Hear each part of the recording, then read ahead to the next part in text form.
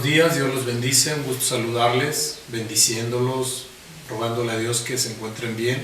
Estamos aquí nuevamente para compartir la palabra de Dios, hoy domingo 26 de abril, y vamos a orar para empezar porque el tema de hoy es bien interesante. Vamos a darle un poquito de continuidad a lo que vimos la semana pasada y van a ver lo interesante que va a ser este tema que vamos a ver hoy. Padre Santo, en el nombre de Jesús te damos tantísimas gracias por tu amor, tu majestad, tu poder, tu autoridad. Te doy gracias, Señor, por tu misericordia, por todo cuanto tú haces. Te doy gracias, Señor, porque nos permites estar aquí grabando, Señor, esta bendita palabra para que sea escuchada, Padre Santo. Más que nada te doy gracias, Señor, por tu amor y por haberla puesto tú, Señor, en el corazón de tu siervo, para que sea compartida de la forma que va a ser compartida. Te ruego, hermoso mío, que te magnifiques de una manera extraordinaria, poderosa, sobrenatural y maravillosa, y que nada impida, nada, Señor, que se cumpla tu bendita palabra. Yo te ruego que te magnifiques, Señor, en nuestras vidas, que nos des una sabiduría, Señor, apostólica, profética, evangelística, pastoral y magisterial, para que todo lo que has determinado se cumpla de acuerdo a tu preciosa voluntad y de acuerdo a como tú quieres, Señor. Toca cada mente, cada corazón, cada espíritu, para que todo lo que has determinado, Señor, sea cumplido en el nombre precioso de Cristo Jesús. Amén, amén y amén. El domingo pasado platicábamos un poco de la ruta que Dios nos otorgó en cuanto a los actos proféticos que llevamos a cabo por la temporalidad. Y esos actos proféticos nos llevaron a entender muchas cosas de nuestra vida, nos llevaron a comprender muchas situaciones personales, internas, que incluso en algunas personas estaban muy arraigadas de años, que pensaron que ya no existían ahí, pero gloria al Señor, Él es el que saca todo lo que no nos conviene y nos permite desecharlo. Bendito sea su nombre. Vimos el domingo pasado aquello que nos podría dar acceso a la ciudad de Jerusalén, espiritualmente hablando. Y quiero aclarar algunos detalles porque hubieron algunas personitas que confundieron la ciudad de Jerusalén espiritual con la nueva Jerusalén. Y hoy voy a dar un preámbulo a esto para que no nos confundamos. La nueva Jerusalén es la ciudad santa en la cual se va a vivir eternamente. La ciudad de Jerusalén, la que nos habla el profeta Nehemías, es una ciudad que al día de hoy todavía existe, fue creada, fue edificada muchos años atrás, fue destruida 2 veces, pero nosotros espiritualmente estamos haciendo nuestro trabajo como pueblo de Dios, como hijos de Dios, para que nuestra vida, nuestro espíritu y nuestro corazón puedan avanzar y puedan crecer de acuerdo a como Dios lo manda. Vimos que en el paseo que dio el profeta Nehemías, o el recorrido, mejor dicho, que dio el profeta Nehemías, se dio cuenta de que estaba devastada la ciudad en cuanto a los muros, las puertas y yo supongo que algunas otras cosas más también, pero estrictamente nos habla de muros y de puertas. Vamos a hablar de la reconstrucción de los muros y yo no le veo tanto problema a la construcción o restauración de los muros. Muro proviene del latín murus, que se traduce como pared exterior. Y este muro sirve para delimitar, para proteger un espacio específico, y es sinónimo de pared, de muralla, de valla o de tapia, según sea el contexto en donde se use. Ahora bien, estos muros, espiritualmente hablando, es importante que lo entendamos, están derribados por algo que nosotros hacemos, porque estamos hablando de algo espiritual. Y eso que nosotros hacemos para que estén derribados los muros, que no estén levantados, que no estén soportados, que no estén como deben estar, es nuestra obediencia. En sentido espiritual, estos muros representan nuestra obediencia. Y la obediencia es llevar una vida recta, justa, limpia delante de Dios para que todo se haga de acuerdo a la voluntad de Dios. No a la voluntad de nosotros, sino del Señor.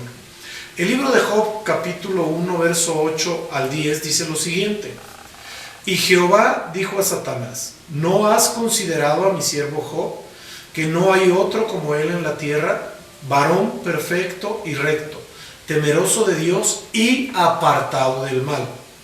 Respondió Satanás a Jehová y dijo: ¿acaso teme Job a Dios de balde? ¿No le has cercado, delimitado, cubierto alrededor a él y a su casa y a todo lo que tiene? Al trabajo de sus manos has dado bendición, por tanto sus bienes has aumentado sobre la tierra.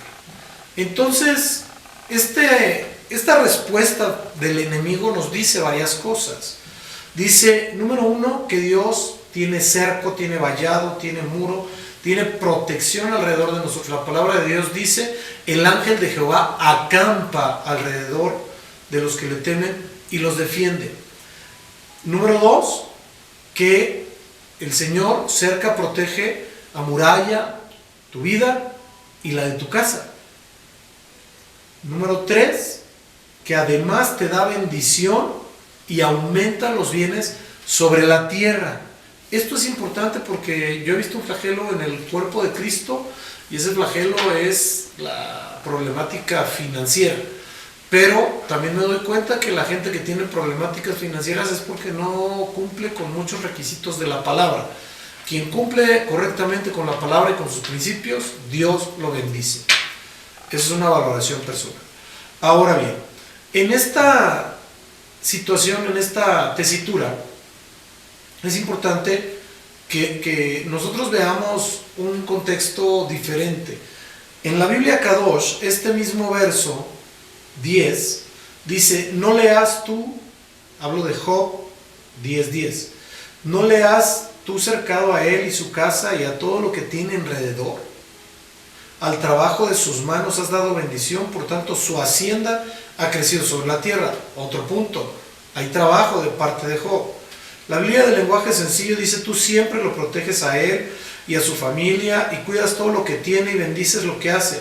Sus vacas, sus ovejas llenan la región. Entonces hay bendición material, natural, financiera. La Biblia Kadosh dice lo siguiente: has puesto un vallado protector alrededor de él, de su casa y de todo lo que posee. Tú has prosperado su trabajo y su ganado está esparcido por toda la tierra.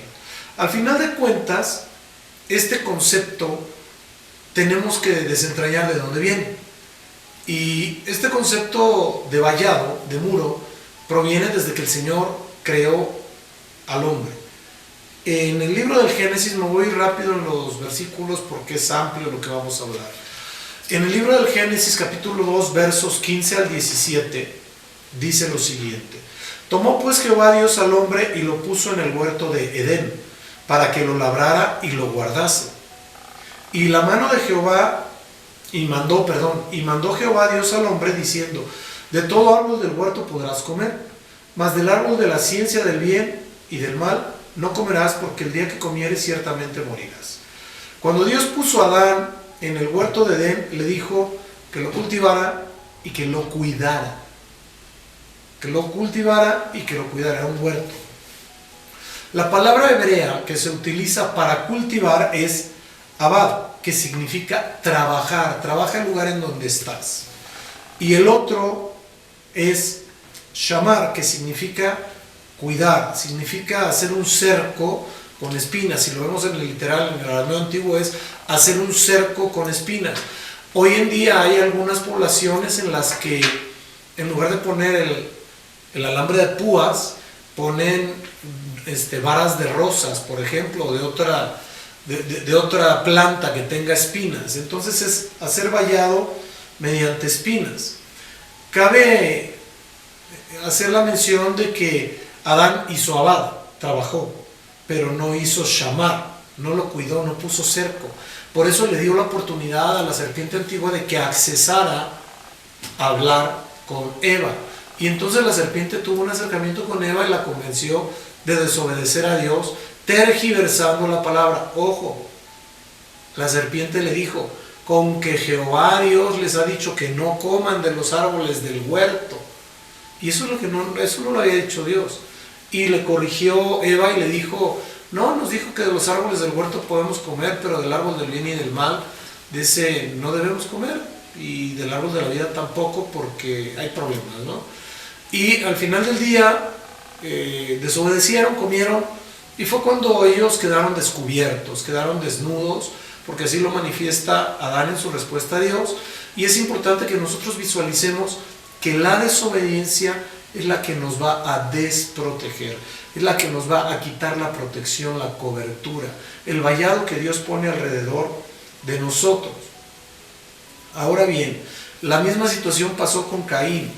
Génesis 4, 6 y 7 dicen lo siguiente: entonces Jehová Dios dijo a Caín, ¿por qué te has ensañado y por qué ha decaído tu semblante? Si bien hicieres, no serás enaltecido, y si no hicieres bien, el pecado está a la puerta. Con todo esto, a ti será su deseo, y tú te enseñorearás de él. Le dio la autoridad para controlar y gobernar el pecado. Es importante que nosotros entendamos el hecho de que Dios nos da una instrucción y debemos obedecerla, debemos contemplarla. La Biblia Kadosh, aquí en Génesis 4, 6 y 7, dice lo siguiente: y Yahweh dijo a Caín, ¿por qué te has puesto tan desconsolado? ¿Por qué tu rostro ha languidecido? Si tú estás haciendo lo bueno, si tú estás haciendo lo que es bueno, ¿no deberías mantener la frente en alto? Y si no estás haciendo lo bueno, el pecado está tocando a tu puerta, te quiere a ti, pero debes regir sobre él. Miren, hay muchas veces que los seres humanos, por nuestra razón de ser seres humanos, cometemos errores y fallamos. Pero debemos entender lo siguiente: si Dios nos da una orden, nos da una instrucción, solo hay que obedecer. Y eso va a generar el vallado, eso va a generar el muro alrededor de nosotros. Voy terminando con esto del muro, y lo que quiero entrar es a la reconstrucción de las puertas. La Biblia dice en Eclesiastés 10:8 lo siguiente: el que hiciere hoyo caerá en él, y el que aportillare vallado le morderá la serpiente. Pero es bien fuerte lo que dice la Biblia Kadosh: aquel que cava un foso caerá en él. Porque normalmente los fosos los cavaban para enterrar a la gente, y entonces si alguien iba y cavaba un foso y no había nadie muerto, es porque pretendía que muriera. Y luego dice el verso, la segunda parte del verso: aquel que rompe un muro será mordido por una serpiente. Si nosotros rompemos el vallado, la protección que Dios tiene sobre nuestra vida, va a resultar que vamos a quedar descubiertos, desprotegidos, sin ese vallado, sin ese muro. Luego entonces, nuestra obediencia es la única forma de restaurar los muros. No hay otra manera. Si nosotros obedecemos, los muros se restauran. ¿Cómo? A través de nuestra conducta diaria, a través de nuestro proceder diario, a través de nuestra conducta delante de Dios y con Dios y a las órdenes de Dios. ¿Por qué? Porque muchas veces hacemos cosas o llevamos a cabo situaciones o conductas que creemos que le agradan a Dios. Pero una cosa es que creamos que le agradan a Dios, y otra cosa es que la palabra de Dios nos muestre que sí le agradan. Son dos cosas diferentes, son dos cosas distintas. Ahora bien, hay algo que es bien importante que voy a leer en varios versos del capítulo 3, porque en el capítulo 3 de Nehemías dice reparto del trabajo de reedificación. Pero a mí me llama mucho la atención algo que normalmente sucedió en ese tiempo. Dice la palabra en el capítulo 3, verso 10: asimismo restauró junto a ellos y frente a su casa Jedaías, hijo de Harumaf, y junto a él restauró a Turs, hijo de Asabnías. Verso 23: después de ellos restauraron Benjamín y Asuf frente a su casa, y después de esto restauró a Azarías, hijo de Masaías, hijo de Ananías, cerca de su casa. Verso 28: Desde la puerta de los caballos restauraron los sacerdotes cada uno enfrente de su casa. Después de ello restauró Sadoc, hijo de Imer, enfrente de su casa.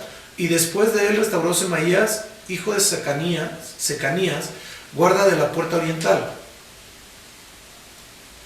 Capítulo 4, versos 15, 16 y 17.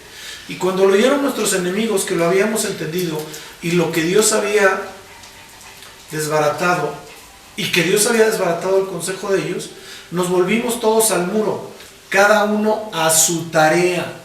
Cada uno a su tarea. Esto quiere decir que la reconstrucción de los muros es personal, porque yo no puedo obedecer por mi esposa, no puedo obedecer por mis hijos, no puedo obedecer por mis hermanos, no puedo obedecer por nadie, tengo que obedecer por mí mismo y para mí mismo.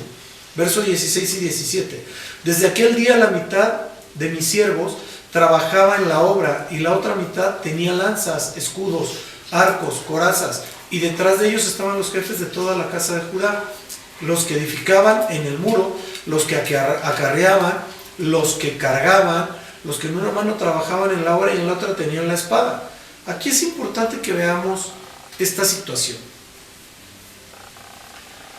Cada uno trabajó enfrente de su casa, y la palabra de Dios vimos la semana pasada que nos dice que nuestro cuerpo es un templo del Espíritu Santo, es nuestra casa. Entonces cada uno tenemos que trabajar en nuestra casa espiritual. Y hablo de nuestra casa espiritual, primeramente nuestro cuerpo, nuestra vida. Porque si no obedecemos para nuestra vida, no vamos a obedecer para ninguna otra cosa.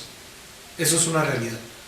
No puedo decir que obedezco a mi padre espiritual, por ejemplo, y con mi propia vida no hago lo que tengo que hacer, no obedezco la palabra de Dios para que me vaya bien. Como dice el libro de Josué, ¿no?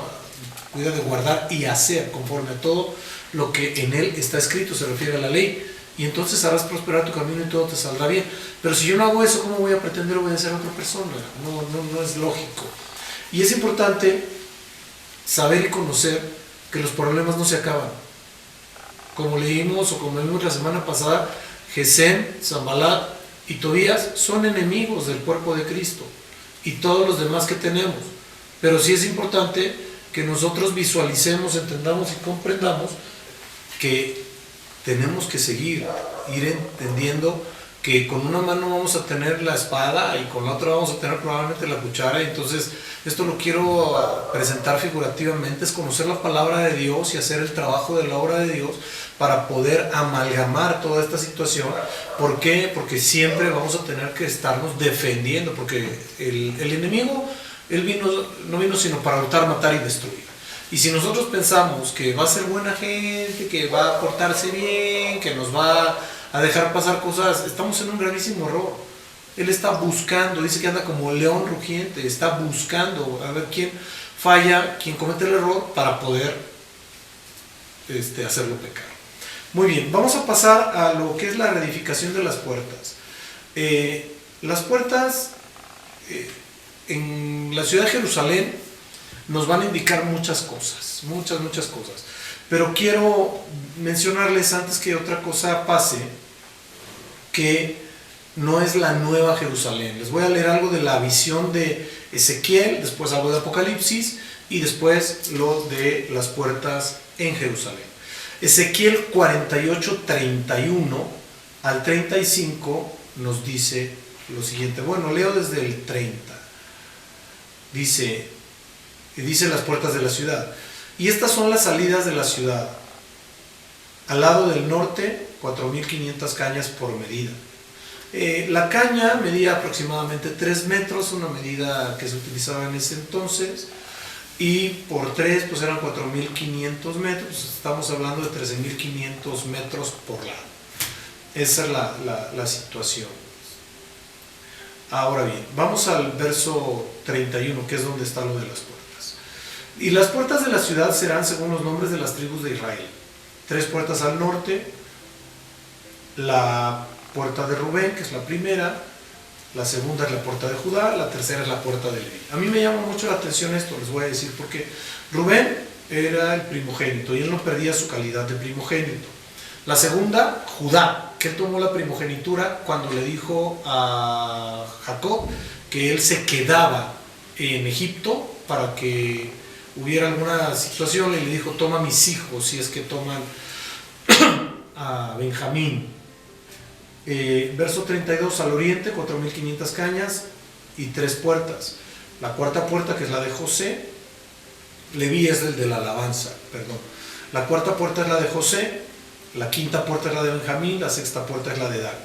Verso 33, al lado sur 4500 cañas por medida y 3 puertas. La séptima puerta es la de Simeón, la octava puerta es la de Isaacar y la novena puerta es la de Zabulón.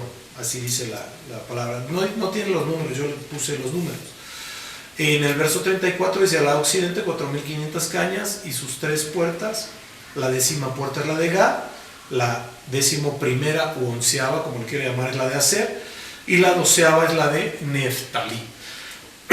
Verso 35, alrededor tendrá 18,000 cañas, y el nombre de la ciudad desde aquel día será Jehová Sama.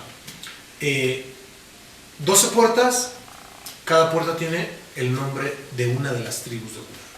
Ahora vamos por favor a Apocalipsis 21, versos 9 en adelante.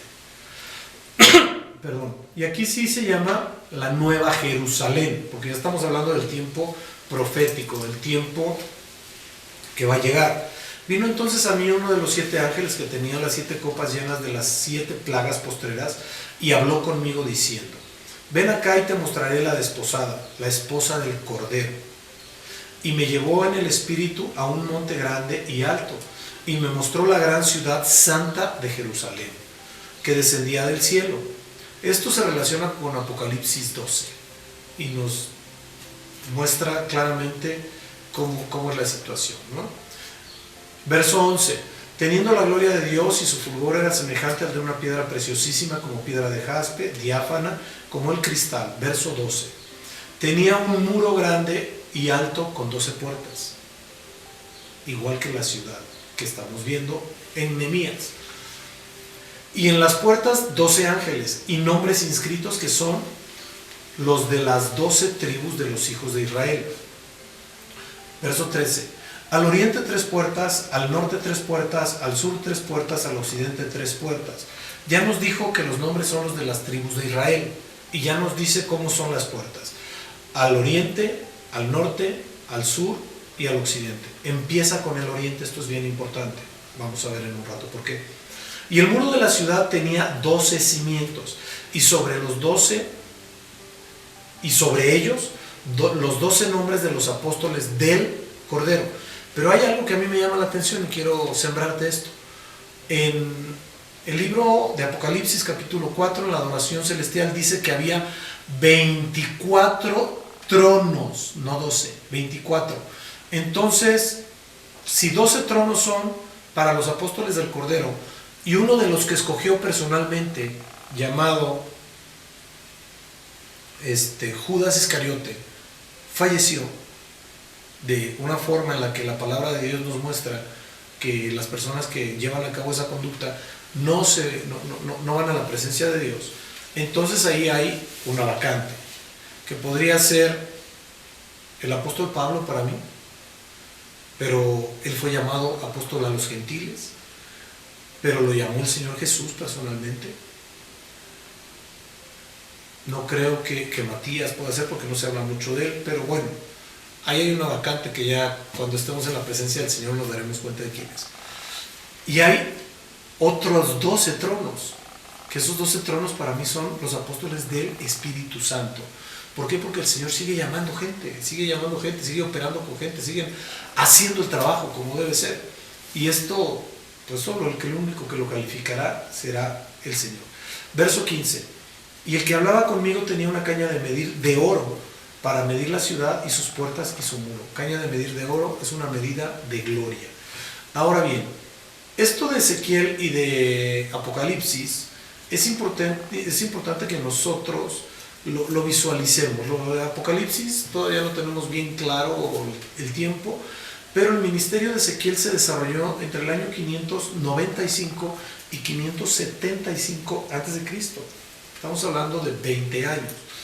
Ahora bien, esto fue durante el cautiverio de Israel en Babilonia, cuando Nabucodonosor tomó al pueblo de Israel y se lo llevó cautivo. La otra es que el profeta Nehemías pertenecía a la tribu de Judá y su familia debió haber sido natural de Jerusalén y vivió en la denominación perso-judaica o judeo-persa o persa-judea, como le quieras llamar. Y fue copero de Artajerjes. Estamos hablando de otros reyes, uno, dos, tres reyes más, de quien obtuvo permiso para regresar a Jerusalén y llevar a cabo todo lo que tenía que llevar. Vivió durante esa invasión perso-judea y completó las obras de Esdras, que es bien importante. Ahora bien, se cree que Nehemías redactó su libro entre el año 431 y 430 antes de Cristo. Eso es lo que se cree. Y hubieron entre Ezequiel y Nehemías una diferencia de 139 años. Esto nos da 3 generaciones, bueno, en aquel entonces una prácticamente, pero a final de cuentas son 139 años, son 140, ponle, son muchísimos. Y esto nos lleva a entender que el Señor siempre está hablando proféticamente, en tiempos diferentes, en tiempos distintos. Él está operando, Él está funcionando, Él está hablándonos. Y está hablando a nuestro corazón, y está hablando a nuestra mente, y está hablando a nuestro espíritu. Y cuando nosotros comprendemos eso, entonces empezamos a funcionar, a trabajar como Dios manda, como Dios quiere. Es importante que lo entendamos y lo comprendamos. Vamos a ver algunos puntos que son importantes en esta reconstrucción de las puertas. Y este es el centro del mensaje que quiero transmitirte hoy. La reconstrucción de las puertas no se hizo como, si tú tienes un reloj enfrente, no se hizo de izquierda a derecha, como normalmente lo hacemos y como vemos, sino fue al revés.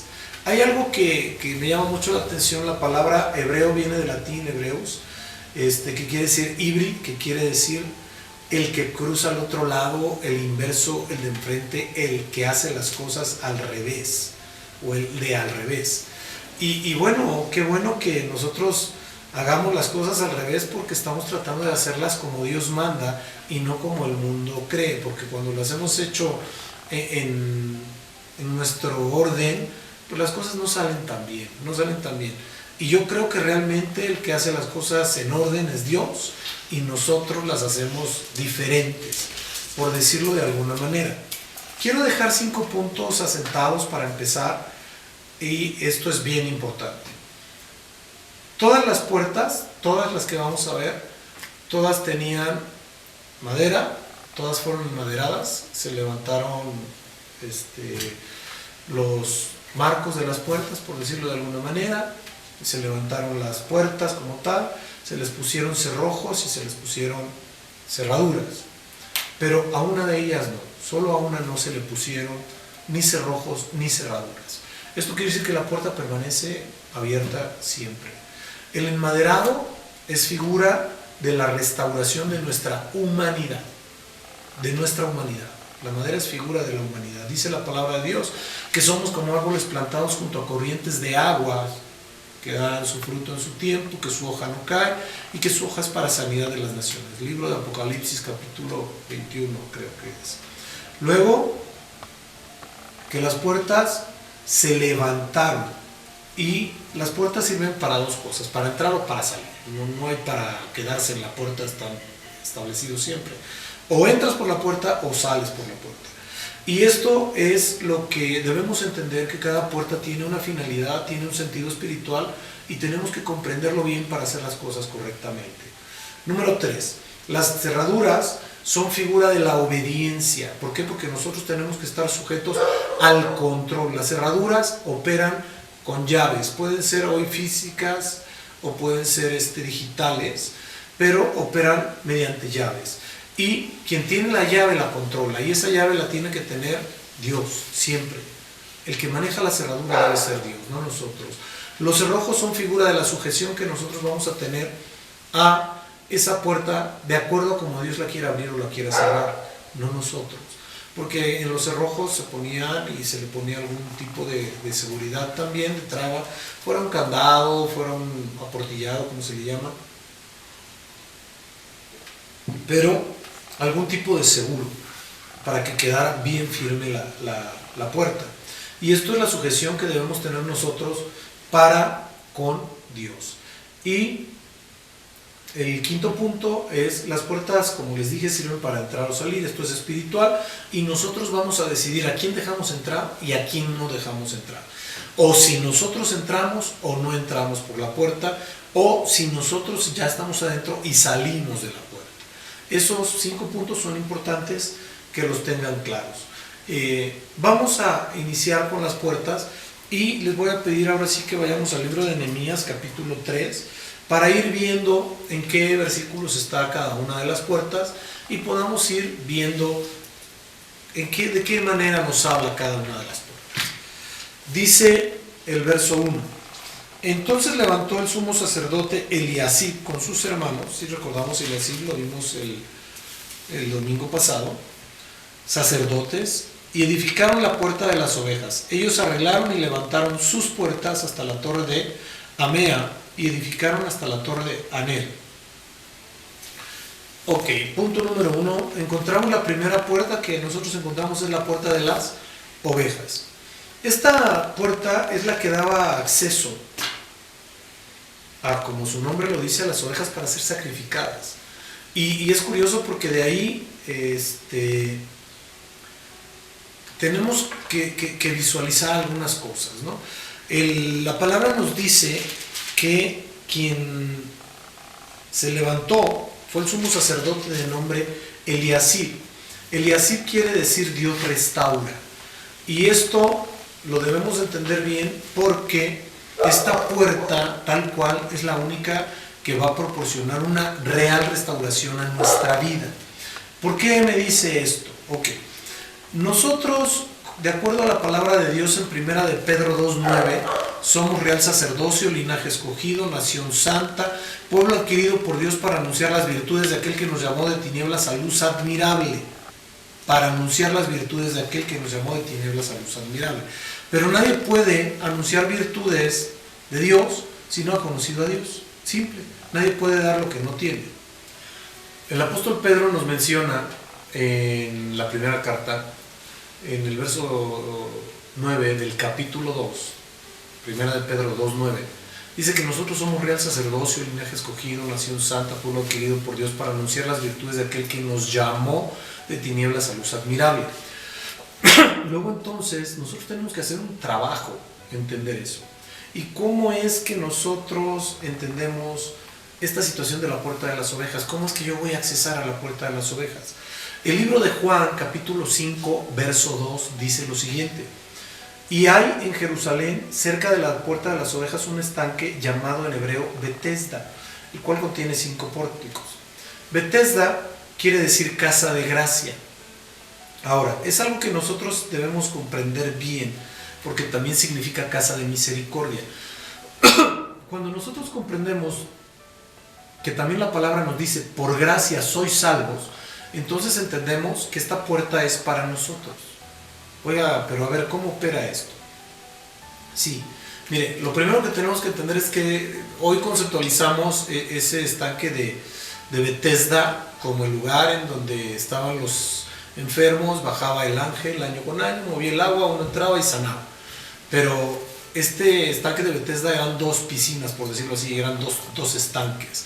Y no era estanque como nosotros lo conocemos naturalmente, sino que eran como pequeñas albercas en donde se hacía el trabajo del lavado de las ovejas. Ahí es como para lo que se utilizaban normalmente. Ahora bien, esa segunda piscina de la que les hablo, o segundo estanque, es en el siglo III antes de Cristo. Simón, el sumo sacerdote, fue el que lo mandó a construir, y esas eran, como les digo, eran usadas para lavar a las ovejas.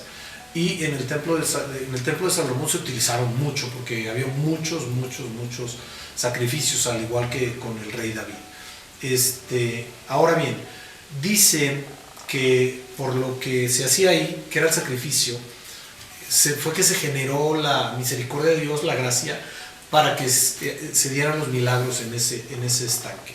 Pero vamos a ver algo que es determinante en esta puerta. Juan, capítulo 10, verso 1, dice lo siguiente: de cierto os digo, que el que no entra por la puerta en el redil de las ovejas, sino que sube por otra parte, ese es ladrón y salteador. Importante es entender lo que dice de cierto te digo. Mucha gente lo podría entender como una reiteración. Y puede ser una reiteración, pero es una afirmación hebraica para decir esto es la verdad. Esto es lo que es, punto. Y el que no entra por la puerta es un salteador. Verso 2. Mas el que entra por la puerta, el pastor de las ovejas es. A este abre el portero, y las ovejas oyen su voz, y a sus ovejas llama por nombre y las saca. Todo pastor saca a comer a sus ovejas, pero les llama por nombre. Y cuando ha sacado fuera todas las propias, va delante de ellas, y las ovejas le siguen porque conocen su voz. Mas al extraño no seguirán, sino que huirán de él, porque no conocen la voz de los extraños. Ahora bien, esta alegoría les dijo Jesús, pero ellos no entendieron qué era lo que decía. Les estaba hablando a los discípulos y no lo comprendieron. Por eso el Señor reiteró, versos 7 al 11. Volvió pues Jesús a decirles, de cierto os digo. Quedamos en que esto es la verdad.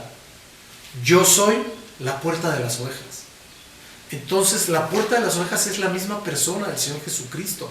Por eso esa puerta no tenía cerrojo ni tenía cerradura, porque todo el tiempo, toda la vida va a estar abierta mientras el Señor así lo decida, para que cualquiera que quiera accesar a Él, recibirlo a Él, pueda accesar. Y luego aclara Él, todos los que antes vinieron son ladrones y salteadores, pero no los oyeron las ovejas. Yo soy la puerta, y el que entrare por mí será salvo, y entrará y saldrá y hallará pastos. El ladrón no viene sino para hurtar, matar y destruir. Yo he venido para que tengan vida y la tengan en abundancia. Yo soy el buen pastor. Entonces la puerta de las ovejas es la misma persona del Señor Jesucristo, como les acabo de decir hace un momento. Por eso es que debemos accesar hasta ese punto y tratar de estar bien para entrar correctamente en ese tipo de puerta. Aunque muchos me dirán, oiga, yo ya recibí al Señor Jesucristo, yo ya entré a la puerta de las ovejas, bendito sea Dios. Pero ¿qué pasa cuando se presentaba una oveja con fallas? La oveja era regresada. ¿Por qué? Porque no iba perfecta la oveja como el Señor la pedía. Ahora bien, es importante que nosotros entendamos esta situación. Para entrar en la Nueva Jerusalén, debemos entrar y permanecer en la ciudad espiritual de Jerusalén. En esta que estamos viendo de Nehemías, tenemos que accesar, conocerla, vivirla. Porque si no, ¿cómo entraremos a la otra? ¿Cómo accesaremos a la otra? Aquí es importante que nosotros veamos esto. Hebreos 6, 19 y 20 nos dice lo siguiente: la cual tenemos como segura y firme ancla del alma, y que penetra hasta dentro del velo. Había dos velos. El primer velo nos indica que llevaba al sacerdote al lugar santo, y el segundo velo al lugar santísimo. Verso 20: donde Jesús entró por nosotros como precursor, hecho sumo sacerdote para siempre según el orden de Melquisedec. Aquí hay algo muy importante, que esta reconstrucción de las puertas inicia con la puerta de las ovejas, e inicia también con Melquisedec, que es el mismo Señor Jesucristo, como nos lo dice el libro de los Hebreos o Hechos, no me acuerdo bien, ahora en un momento más se los digo. Es la única puerta que se menciona que no tiene ni cerrojos ni cerraduras, porque siempre va a haber acceso. Vamos a la segunda puerta. Es la puerta del pescado. Es Nehemías 3:3. Los hijos de Sena edificaron la puerta del pescado. Ellos la enmaderaron y levantaron sus puertas con sus cerraduras y sus cerrojos. La puerta del pescado.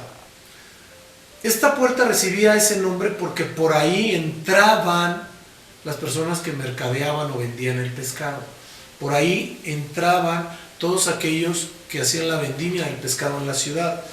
El Señor Jesús usó una figura cuando llamó a Pedro y a sus hermanos, que está escrita en Mateo 4, 18 y 19. Dice: andando Jesús junto al mar de Galilea, vio a dos hermanos, Simón llamado Pedro y Andrés su hermano, que echaban la red al mar porque eran pescadores. Y les dijo: venid en pos de mí y os haré pescadores de hombres. Aquí hay una analogía bien tremenda, bien fuerte, que maneja el Talmud, y se las quiero compartir. En el sistema de la redacción del Talmud nos dice que el pez tiene escamas y aletas.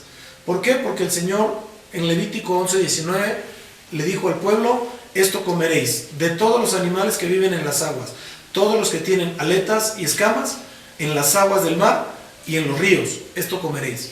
Y entonces los judíos, los voy a llamar de esa forma, o israelitas, entienden que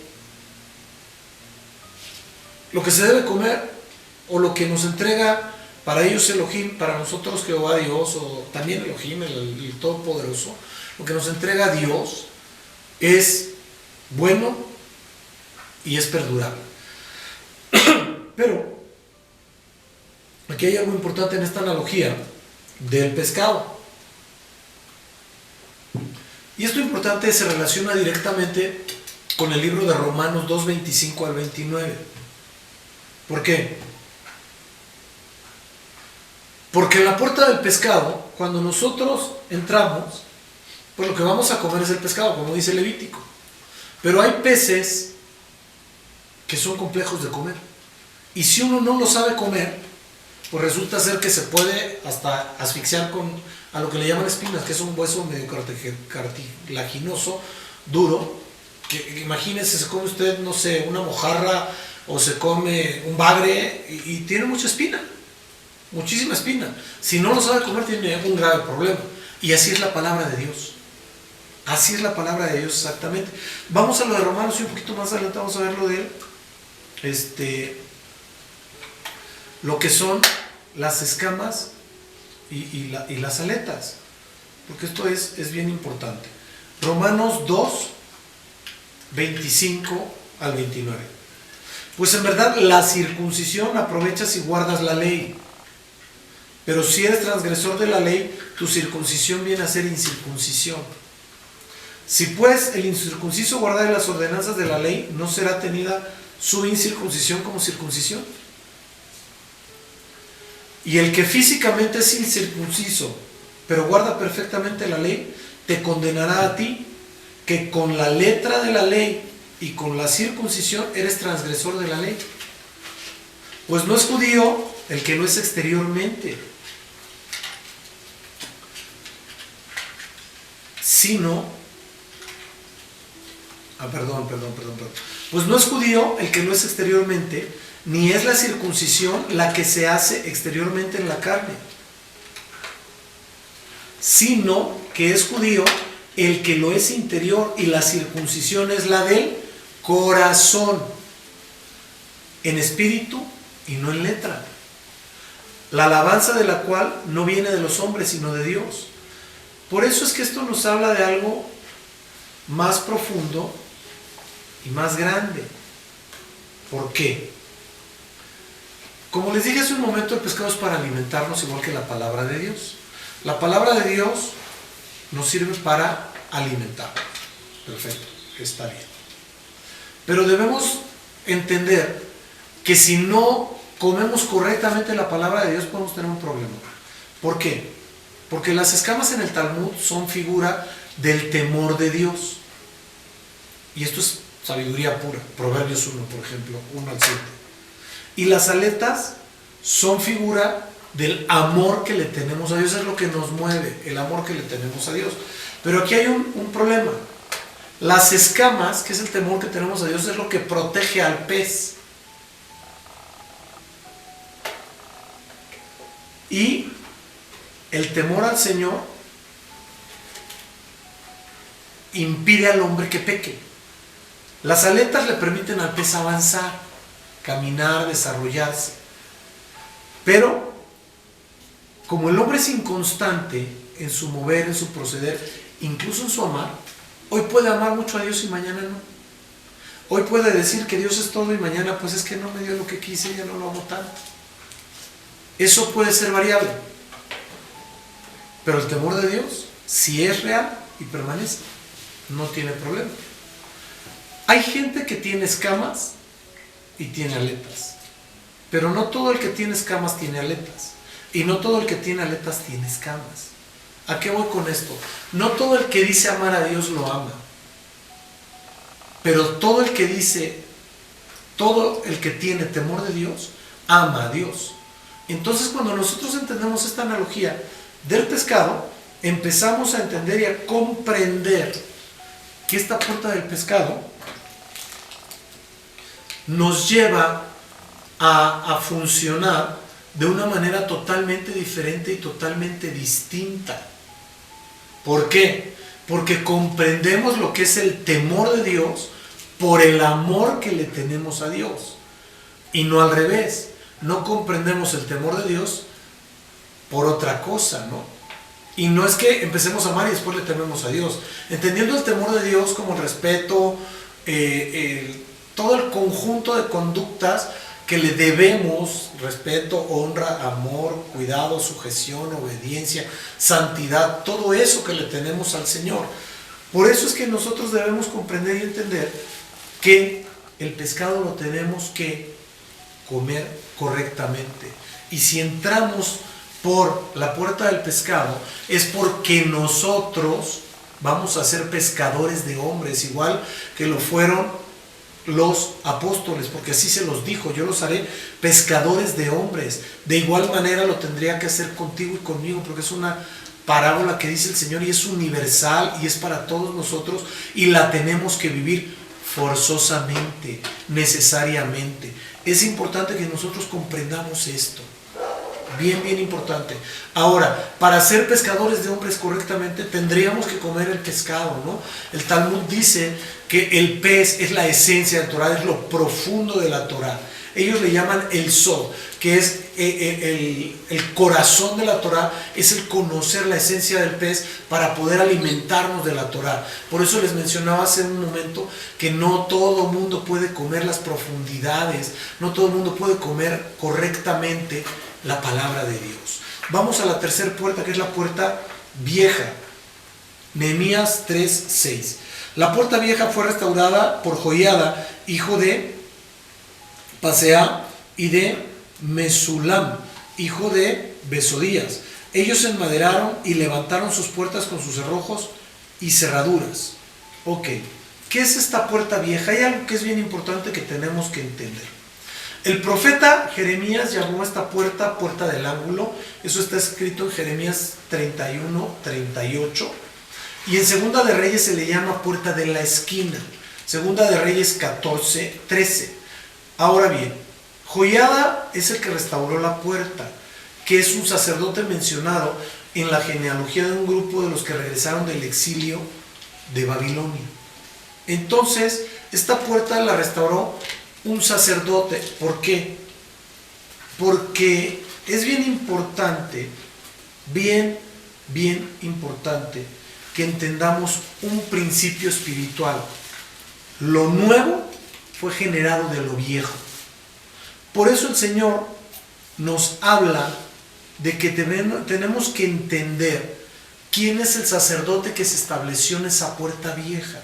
Y el sacerdote que se estableció en esa puerta vieja se llama Melquisedec.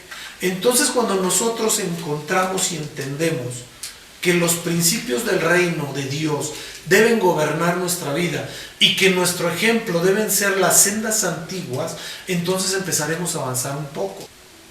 Por eso quiero retomar lo de Hebreos 7:1.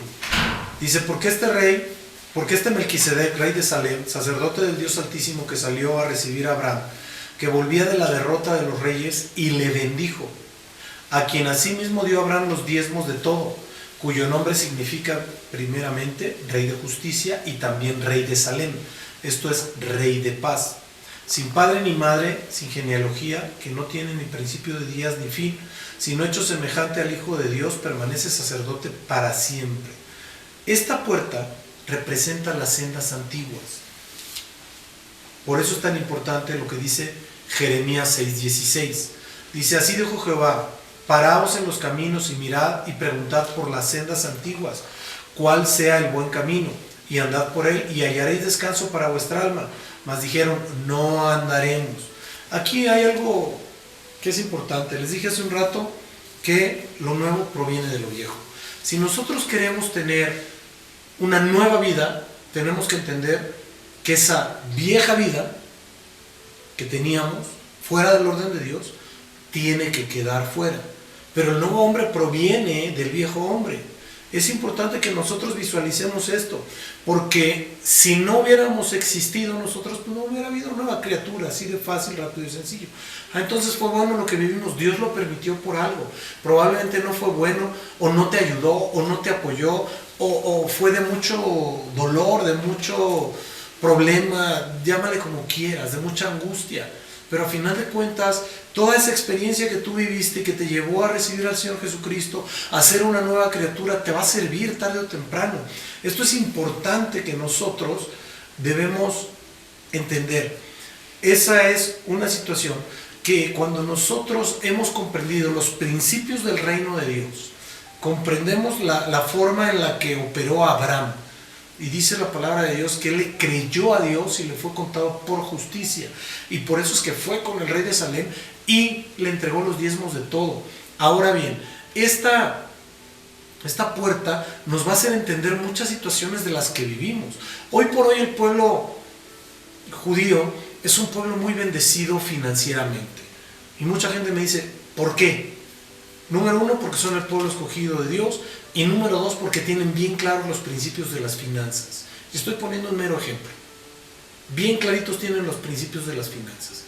Para los hijos de Dios tenemos 5 cosas que tenemos que cumplir financieramente para que nos vaya bien en esa área. Y la verdad de las cosas es que yo he visto que muy poca gente cumple con ello. Y toqué ese punto meramente por tocarlo, porque al rato vamos a tocar algo que es importante. Punto número 1. La palabra dice que dio a Abraham los diezmos de todo lo que ganaba. Número 2, Malaquías 3:10 dice que el Señor maldijo a su pueblo con maldición porque lo habían robado. Y dijo: traed vuestros diezmos y ofrendas al alfolí y hay alimento en mi casa. Y probadme ahora en esto, dice Jehová de los ejércitos, si no os abriré las ventanas de los cielos, y desata 7 bendiciones. También la palabra nos dice que tenemos que entregar primicia. También la palabra de Dios nos dice que tenemos que sembrar. Estamos en un momento difícil, en un momento de crisis, por decirlo de alguna manera, en esta cuarentena que ya se hizo más larga. Pero la palabra de Dios nos dice que Isaac sembró en escasez y que cosechó al 100 por 1. Cuando nosotros entendemos que las crisis y los problemas son la oportunidad para hacer lo correcto, entonces Dios nos bendice. Y la última, tenemos que dar limosna. Cuando Pedro llegó con Cornelio, le dijo: tus oraciones y tus limosnas han hecho memoria delante de Dios. Por eso es importante que nosotros entendamos. Ahora bien, ¿qué tenemos que hacer nosotros? Restaurar nuestra fe, obedecer a toda prueba. ¿Por qué digo restaurar nuestra fe? Porque la fe de Abraham fue probada a contraesperanza. Le pidió que sacrificara a su unigénito, tomando la figura del Señor Jesucristo, Isaac. No se lo permitió porque él no era el cordero, pero él lo puso en el altar. Él lo iba a matar, él lo iba a entregar. Te pregunto yo, ¿qué estás dispuesto a entregarle a Dios? Estaba complejo, ¿no? ¿Hasta dónde estoy dispuesto a dar para Dios lo que Él me pida? Abraham no pensó en cuanto a los diezmos, él fue y los entregó, se acabó. O yo conozco gente que le entrega porcentajes de diezmos a Dios cuando diezman el diezmo de los diezmos. Y digo diezman el diezmo de los diezmos porque a lo mejor están entregando el 1% de lo que es lo que le corresponde a Dios. A mí cuando una persona me pregunta en relación a eso, le pregunto si cumple o no cumple con las leyes de las finanzas. Y de ahí partimos, porque si no cumple, ni para qué tiene caso que estemos platicando de esa situación, porque es una consecuencia de su desobediencia. Esa es otra cosa, tenemos que obedecer a toda prueba. Ahora bien, después de que Abraham cumplió con todo esto, Dios abrió las puertas de los cielos. Luego entonces nosotros tenemos que hacer lo mismo. Exactamente lo mismo. Creer en contra de esperanza, tener una fe a toda prueba, obedecer a toda prueba, cumplir con Dios en lo que Él nos pida, honrarlo con nuestros bienes y hacer todo lo que tenemos que hacer. Vamos a la cuarta puerta, que es la puerta del valle. Nehemías 3:13. Dice: la puerta del valle la restauró Hanún con los moradores de Zanoa, y ellos la reedificaron y la levantaron sus puertas con sus cerraduras y sus cerrojos y 1000 codos de muro hasta la puerta del muladar. Ok, esta puerta la tocamos la semana pasada, pero vamos a tocarla rápidamente. Quienes repararon esta puerta fueron Hanún y los de Zanoa. Hanún quiere decir lleno de gracia y Zanoa quiere decir rechazado. Entonces es una puerta de contraste, es una puerta de problemas. Por eso aquí tenemos que ser bien honestos con Dios. En el acto profético que hicimos ahí teníamos que ser bien honestos con Dios. Pero de todas las experiencias que hemos tenido, de todas vamos a aprender, de todas. Y esta puerta daba hacia el Valle de Cedrón. El Valle de Cedrón era un valle muy grande, ¿sí? Donde, pues ahí está la tumba de Zacarías, de Juan el Bautista, algunas cosas interesantes ahí. Y curiosamente a los judíos no les gusta atravesar por donde hay tumbas, ¿no? Entonces aquí en esta puerta, cuando nosotros nos presentamos en la puerta y somos genuinos, somos reales con Dios, podemos ir avanzando. Ahora bien, la puerta del muladar, Nehemías 3:14. Reedificó la puerta del muladar Malaquías, hijo de Recab, gobernador de la provincia de Bet Jaquerim. Él la reedificó y levantó sus puertas y sus cerraduras y sus cerrojos. A ver, ¿por qué un gobernador iba a restaurar, una persona de autoridad iba a restaurar una puerta donde se salía a tirar la basura y todas las porquerías habidas y por ahí? Para mí es pues sencillo, porque Malaquías proviene de mal ají, que significa mi mensajero.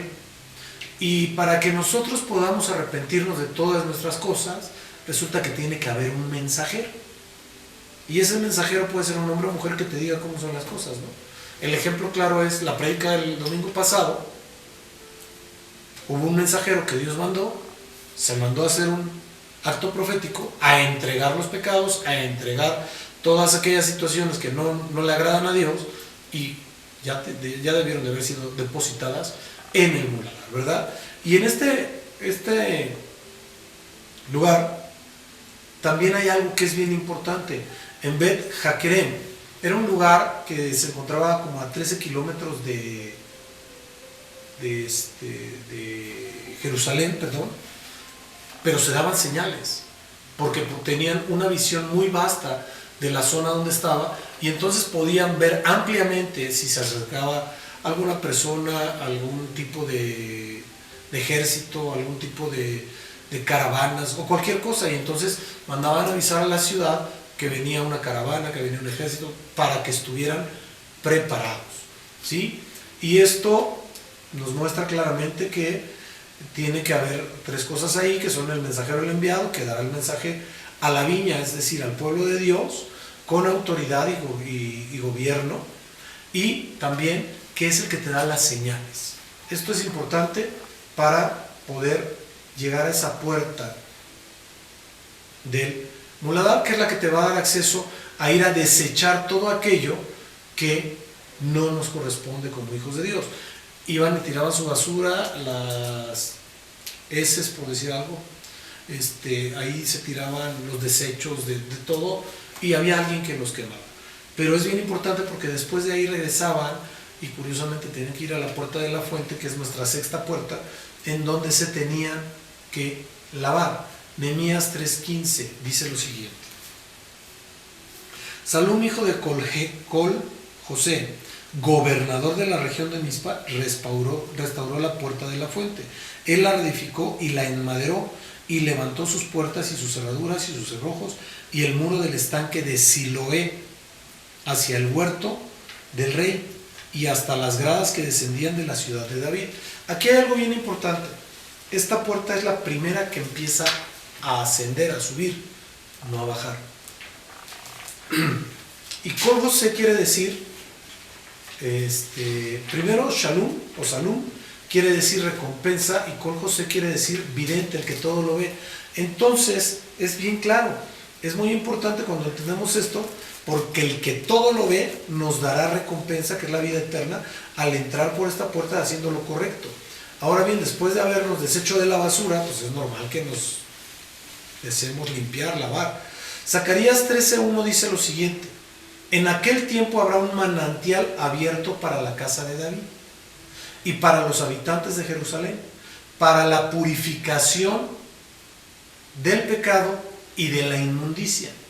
Recordemos que la puerta de la fuente daba acceso al estanque de Siloé y por eso recibía su nombre. Este estanque llegaba agua a través de un ducto subterráneo y la gente entraba a ese estanque para bañarse, lavarse y que corriera el agua sucia. Pero también es bien importante porque en este estanque se hacían los milagros y la gente iba a tratar de llegar a ese estanque, para los enfermos sobre todo, para que hubiera un milagro de sanidad. Ahora, fuente en hebreo es ayim, que significa ojo, y entonces esto relacionado con el agua es quien ve el agua. Entonces los ojos del Señor están atentos a ese estanque siempre, porque ve el agua. Cuando nosotros llegamos y nos sumergimos en el estanque de Siloé, el Señor nos está viendo y está tratando de que nosotros seamos limpiados, seamos lavados, si ese es nuestro deseo. Eso es lo que significa esta puerta. Vamos a la séptima puerta y vamos avanzando porque lo que viene es algo maravilloso, de verdad, excepcional. La puerta de las aguas. Nehemías 3:26 dice: y los sirvientes del templo que habitaban en Ofel restauraron hasta enfrente de la puerta de las aguas, al oriente de la torre que sobresalía. Aquí hay algo bien importante. La Biblia no nos dice que restauraron esa puerta.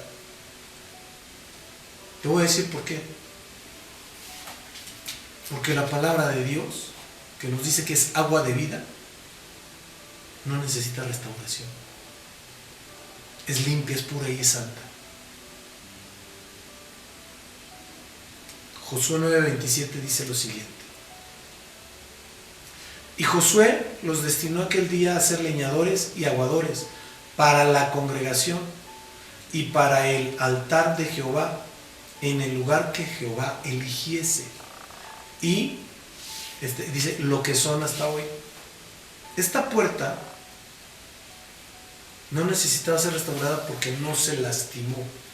Y no se lastimó porque Dios no quiso que se lastimara. Y normalmente esta puerta permanecía cerrada. ¿Por qué? Porque por esta puerta pasaban los aguadores y llevaban agua de los estanques al templo. Tenía acceso directo al templo. Y sobre esta misma puerta pasaba el sumo sacerdote que se encontraba cerca del estanque, dice inmersión del agua. Sobre la puerta de las aguas esta puerta de las aguas se encontraba cerca del estanque de Siloé. Y cuando el sumo sacerdote iba a entrar al templo para llevar a cabo todo el servicio a Dios, él tenía que ir al estanque de Siloé y sumergirse, porque tenía que entrar limpio al templo del Señor. Siloé quiere decir, en hebreo es mikvah, ya que era usado solo por el sumo sacerdote una vez al año y en el tiempo de la expiación. Estamos hablando de que el sumo sacerdote se sumergía 5 veces en ese día en preparación para entrar al lugar santísimo, en donde iba a pedir perdón por los pecados de toda la nación. Entonces tenía que hacer algo importante. Ahora bien, esto va bien relacionado en cuanto a lo que el Señor Jesús habló con Nicodemo.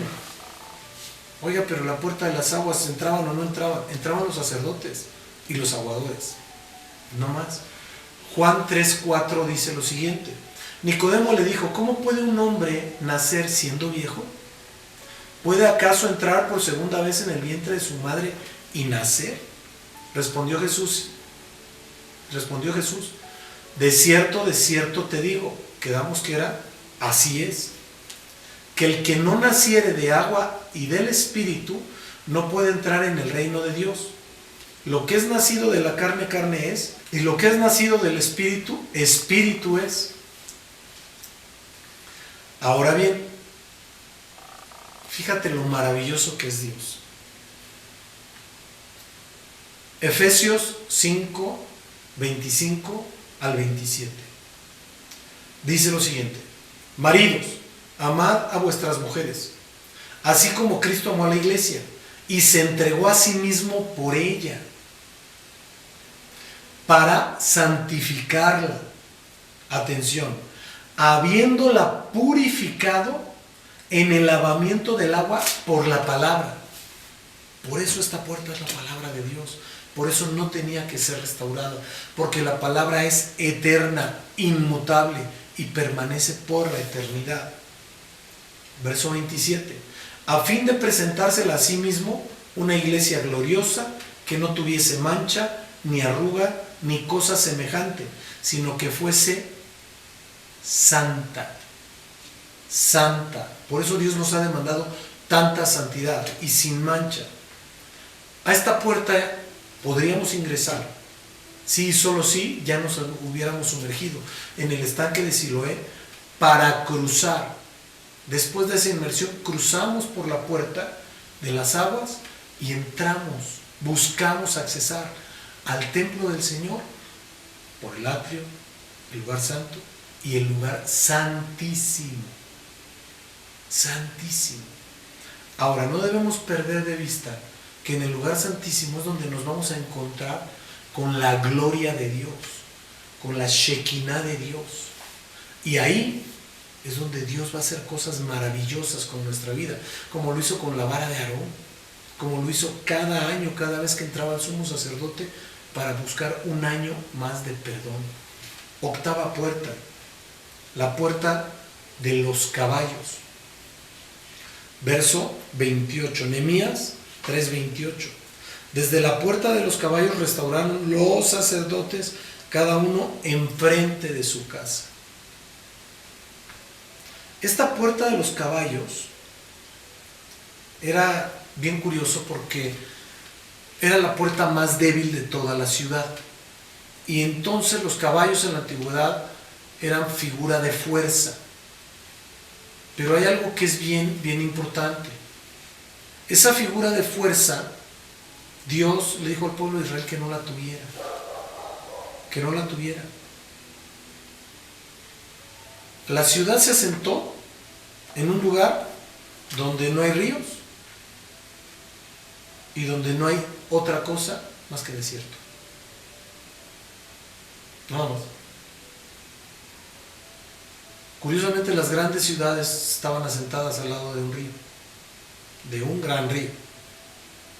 Pero Dios lo hizo así para que el pueblo de Israel entendiera la dependencia que tenía que tener de Él. ¿Pero por qué se llama puerta de los caballos? Porque en esa puerta reunían a las fuerzas armadas, por decirlo así, al ejército de Israel, junto con los caballos que hubiera. Pero hay cosas interesantes.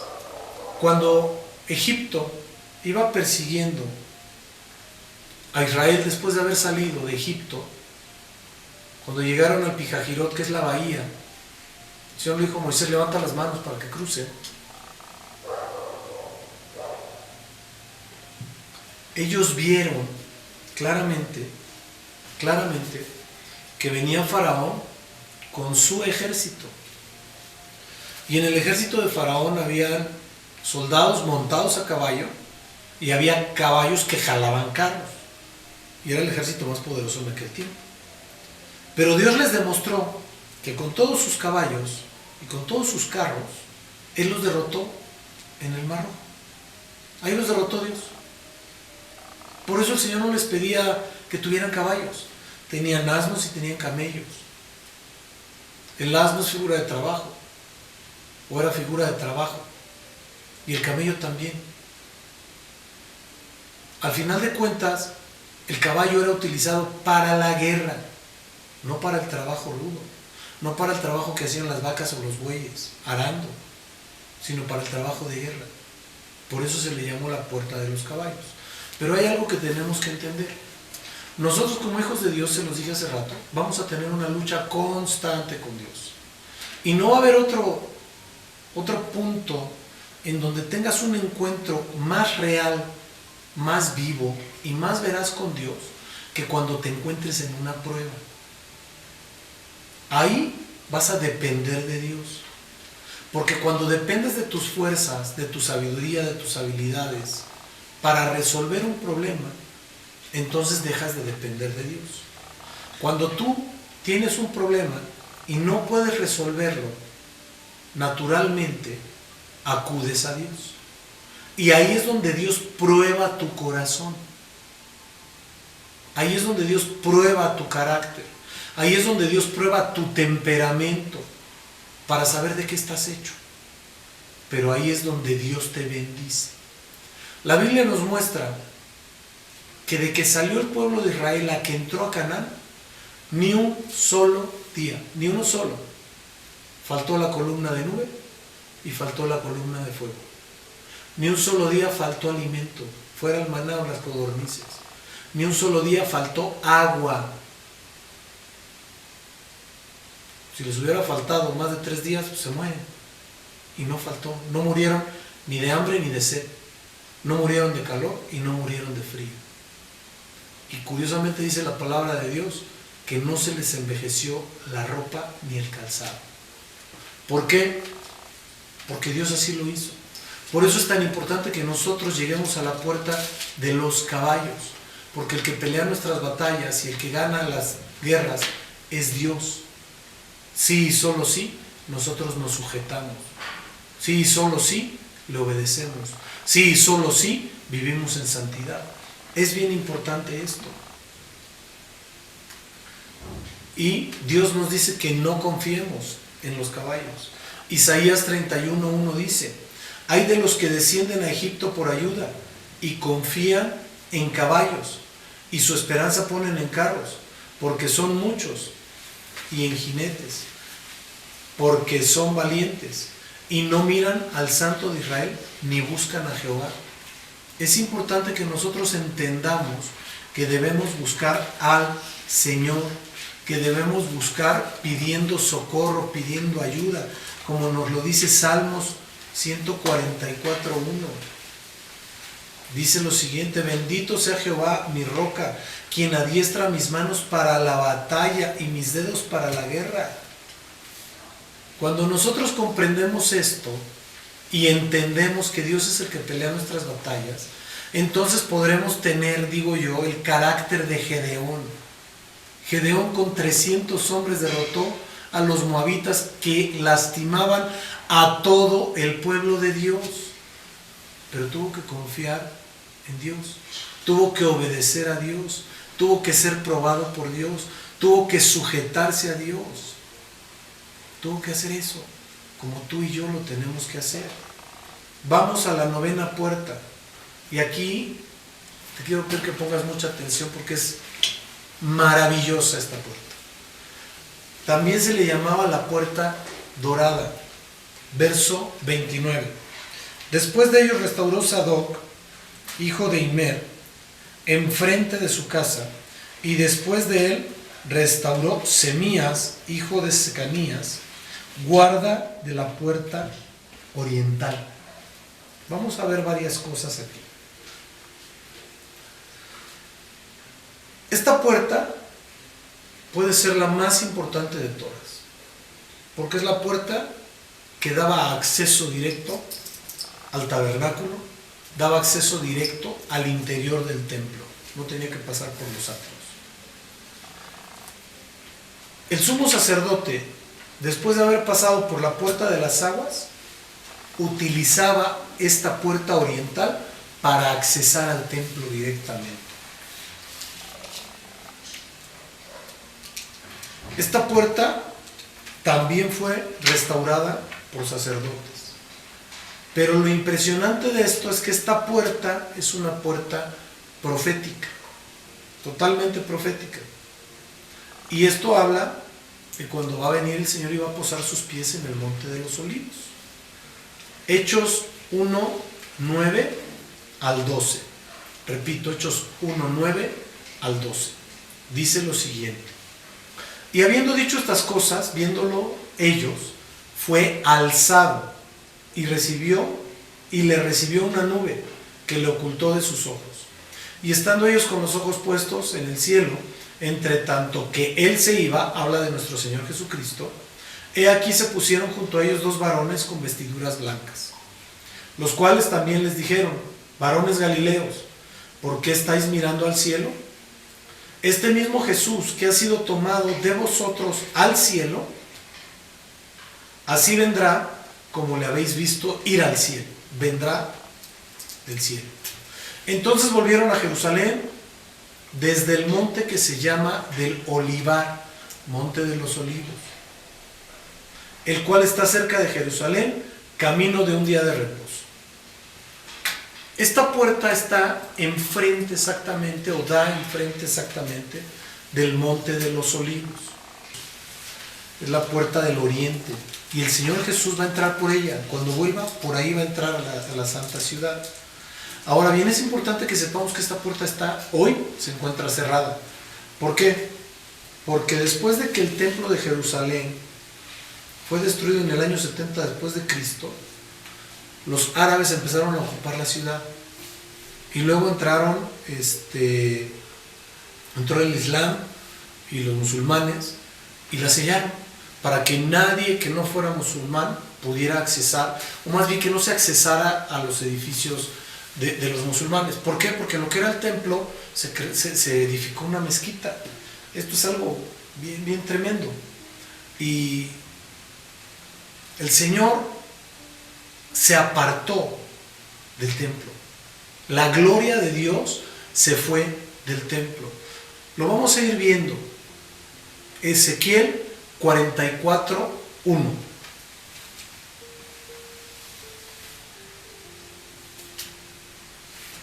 Ezequiel 44, 1.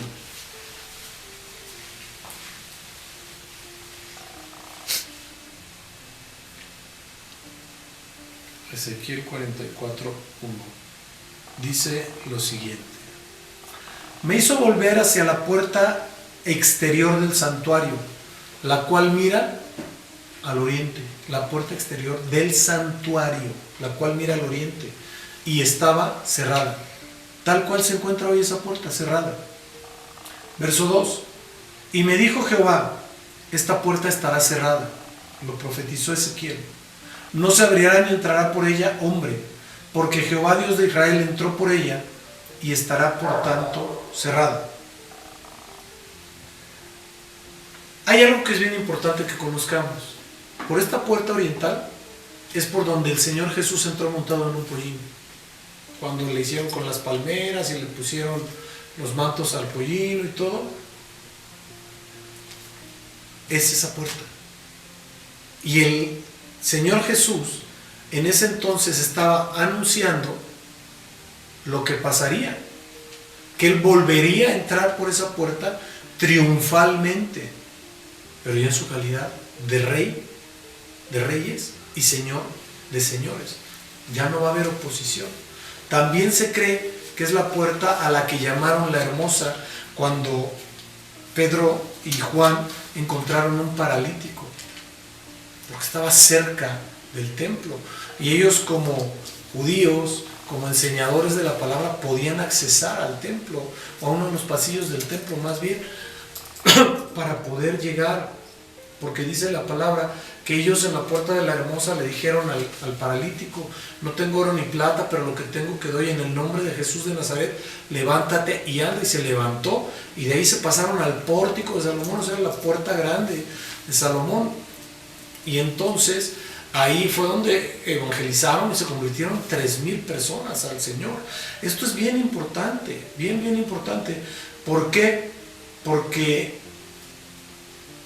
profetizó Ezequiel que iba a estar cerrada y hoy está cerrada. Pero vamos a ver aún más cosas proféticas. Vamos a Ezequiel 10:16, por favor.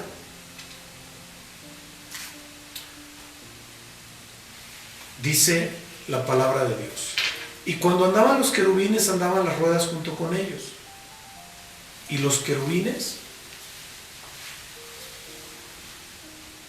andaban, y los querubines alzaban sus alas para levantarse de la tierra.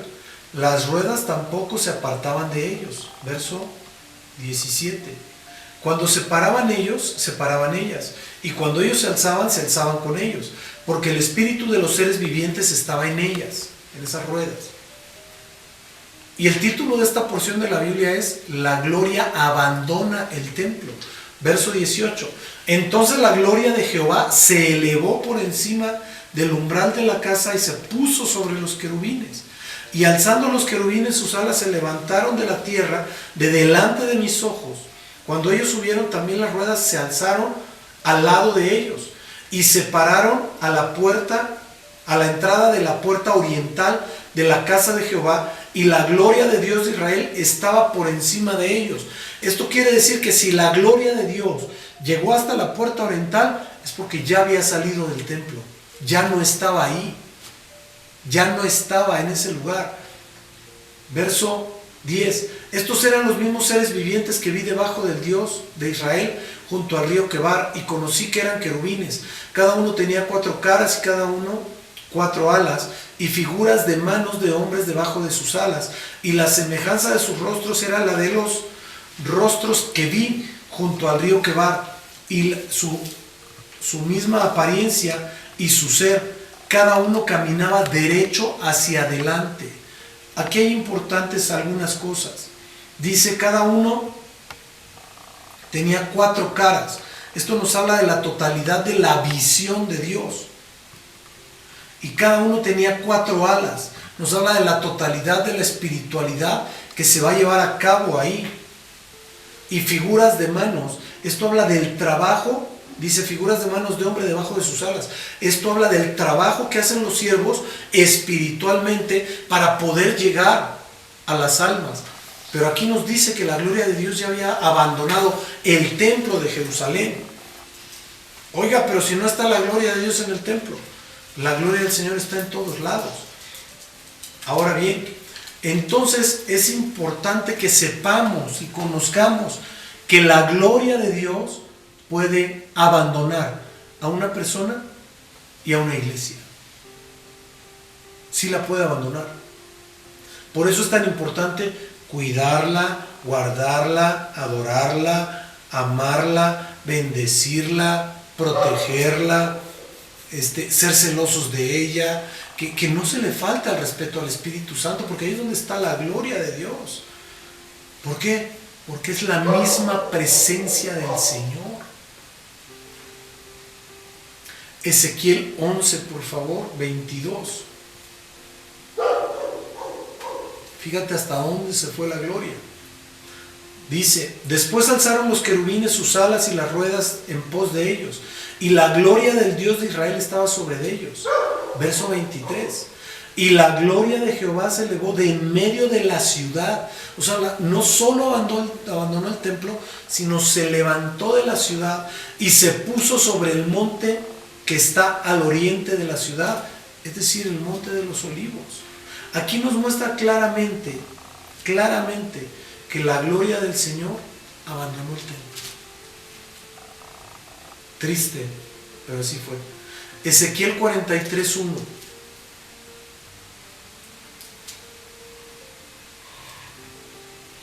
Me llevó luego a la puerta que mira hacia el oriente. Y he aquí que la gloria de Dios de Israel, que venía del oriente, y su sonido era como el sonido de muchas aguas, y la tierra resplandecía a causa de su gloria. Entonces, cuando venga el Señor por segunda vez a la tierra, y el aspecto de lo que vi era como una visión, como aquella visión que vi cuando vine para destruir la ciudad. Y las visiones eran como la visión que vi junto al río Quebar, y me postré sobre mi rostro, y la gloria de Jehová entró en la casa por la vía de la puerta del oriente. Por ahí va a entrar el Señor Jesús. Dice, y la gloria de Jehová entró en la casa por la vía, por el camino de la puerta del oriente. Y me alzó el Espíritu y me llevó al atrio interior, y he aquí que la gloria de Jehová llenó la casa. Esto quiere decir que la gloria de Dios regresará a Jerusalén, a la natural y a la espiritual. Pero te quiero decir algo. La Biblia nos muestra que el Señor fue levantado en el monte de los olivos, y que regresará y posará sus pies en el monte de los olivos. Pero el día que pose sus pies en el monte de los olivos será para juicio. Y dice el libro de Apocalipsis que sus santos juzgarán a las naciones. ¿Y quiénes son sus santos? Aquellos que fueron arrebatados para el Señor, aquellos que fueron arrebatados para Dios. Por eso es tan importante buscar ser arrebatados por el Señor, cuando, como dice la palabra, se pose en las nubes y levante a la iglesia novia. Ahí vendrán grandes cosas. Vamos a la puerta del juicio, que es la número 10. Verso 31. Después de él, restauró Malaquías, hijo de Platero, hasta la casa de los sirvientes, el templo y los comerciantes, enfrente de la puerta del juicio, hasta la sala de la esquina. ¿Qué era esta puerta del juicio? También se conocía como la puerta de la inspección, porque ahí llegaban los militares y entregaban sus informes de todas las cosas. Pero también ahí recibían órdenes de qué es lo que iban a hacer. Y en esta puerta también los atalayas, que eran los vigías, llegaban y daban informe. La palabra exacta para definir esta puerta es Mifkad, M-I-F-K-A-D, que literalmente significa una tarea asignada, dar un nombramiento, asignar un cargo o mandato. Luego entonces, si alguien tiene algún llamado, en donde va a entregar cuentas es en la puerta del juicio. Ahí es donde se van a dar cuentas. Oiga, pero el Señor no pedirá cuentas en donde llegó al monte de los olivos. Ahí juzgará, pero a sus santos les pedirá cuentas en la puerta del juicio. ¿Qué han hecho? ¿Ok? Ahora bien, esta puerta también está relacionada con esa segunda venida del Señor. David, el rey, escribió en el Salmo 54 al 6 lo siguiente: convocará a los cielos de arriba y a la tierra para juzgar a su pueblo. ¿Como para qué convoca a los de arriba? Porque van a bajar con él sus santos y les va a decir: vamos a juzgar a la tierra. Juntadme mis santos, los que hicieron conmigo pacto con sacrificio, lo que les acabo de decir. Y los cielos declararán su justicia, porque Dios es el juez.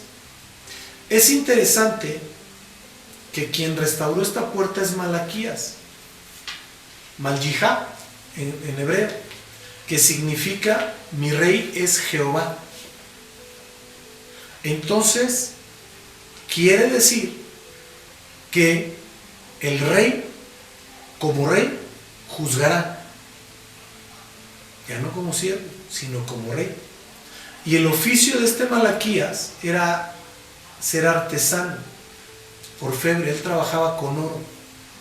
Luego entonces, si era artesano y trabajaba con oro, nos habla de cómo el Señor va a moldear a sus santos, a sus hijos,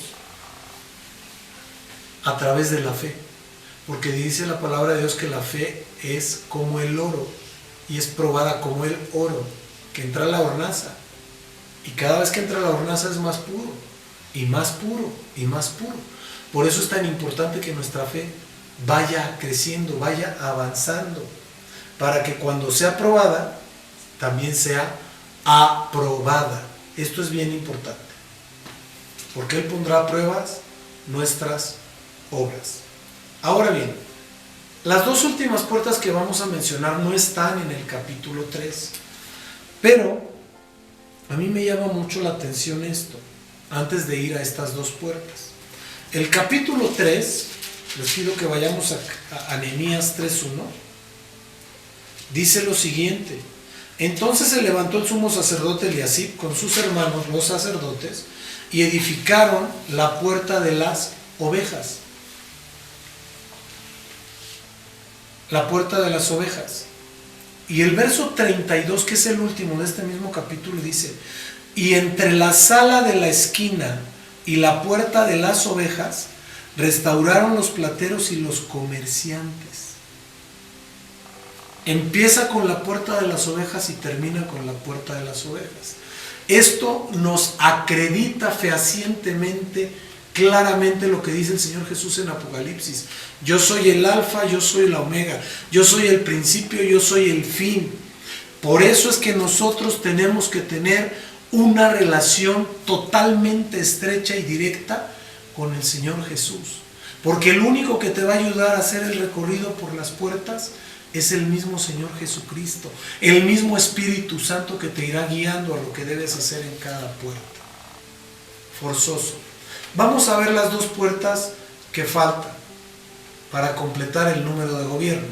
La primera está en Nehemías 8:16. Y dice lo siguiente la palabra de Dios: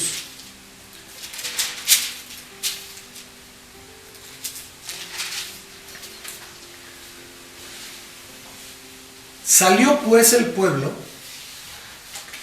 y trajeron ramas e hicieron tabernáculos, cada uno sobre su terrado en sus patios, en los patios de la casa de Dios, en la plaza de la puerta de las aguas y en la puerta de Efraín. En la plaza de la puerta de Efraín. Esta puerta no es una prueba, sino por el contrario, esta puerta es una bendición, porque cuando nosotros entendemos lo que significa Efraín, nos muestra claramente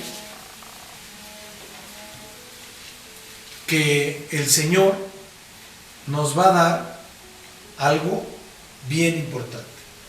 Efraín significa dos veces fructífero, doblemente bendecido.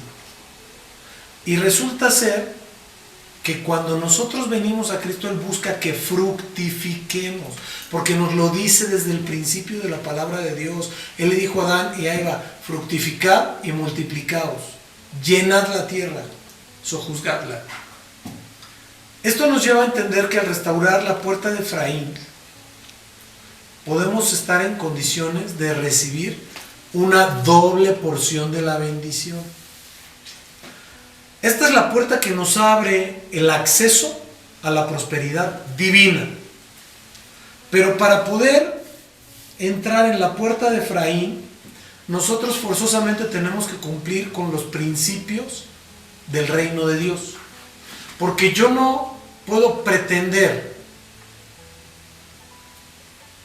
no cumplir con los principios del reino de Dios y que Dios me bendiga. Porque si no cumplo con los principios del reino de Dios, soy un desobediente, y Dios no bendice a los desobedientes. Pero si yo cumplo y acceso a esta puerta, voy a tener una prosperidad bárbara, fuerte. ¿Por qué? Porque Dios me va a levantar. Y me refiero a una prosperidad bárbara y fuerte, no como vendiéndoles un signo de pesos, no, sino que su vida espiritual va a ser prosperada en doble porción.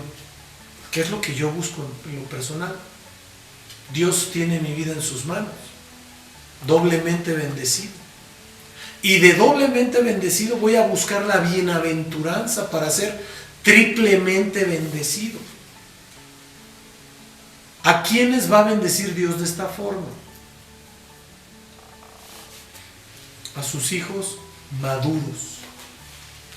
Maduros. A los que entendieron las cosas como deberían entenderse. Porque en ninguna de las puertas que leímos nosotros dice la puerta de Efraín. No dice. Y por eso Dios lo bendijo así. Entonces tú y yo podemos maduramente preguntarle a Dios qué nos hace falta para ser doblemente bendecidos. Cuando Dios nos responda, tenemos que hacer lo que Dios nos diga, obedecer la palabra que Dios nos dé, cumplir con lo que Dios nos ha mandado, y entonces seremos doblemente bendecidos. Vamos a la última puerta. Nehemías 12, 39. Dice lo siguiente. Es la puerta de la cárcel. Y desde la puerta de Efraín hasta la puerta vieja, y a la puerta del pescado, y a la torre de Hananeel, y a la torre de Amea, hasta la puerta de las ovejas, se detuvieron en la puerta de la cárcel. Lo curioso es que si tú ves tu Biblia, el título que tiene esa porción de la palabra de Dios es Dedicación del muro. No el templo, del muro.